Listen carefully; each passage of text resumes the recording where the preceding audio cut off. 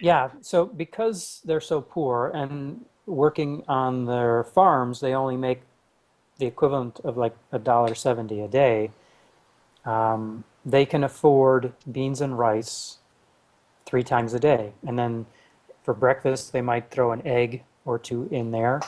At lunch, maybe some fish and maybe some chicken at dinner if they can afford it. But for the most part, it's a very simple diet to survive. And um, so they just don't get the variety of foods that we have in the first world.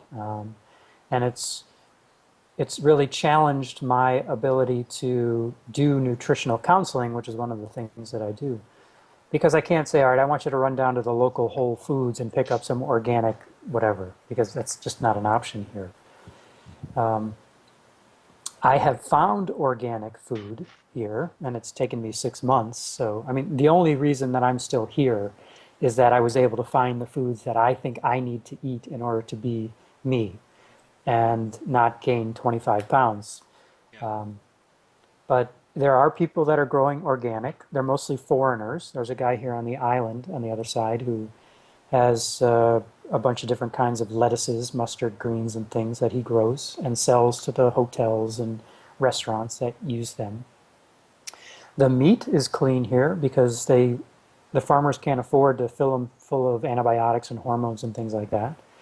Um, they've got free range chickens that run all over the place, and you just pluck out one of those, um, and you've got chicken. So it's possible, but you just need to know where to go to get the the food sources, and then you need the money to pay for them. So that's really the big problem that I'm facing with my patients here is that it's very difficult to get them to change their diet because they don't have the funds to do it, and they don't even have the initial startup costs to create a new yield. To try to grow something like uh, leafy greens. They don't do it. They'll grow this thing like it's called chiltoma, which is kind of a like a green pepper. But apart from that, there are some the various gourds that do well in the heat. This is a very hot environment as well. So, I would kill for kale and Hmm. chard, and you just can't get it. Even up in northern Nicaragua, in the hills where it might go down into the 50s at night.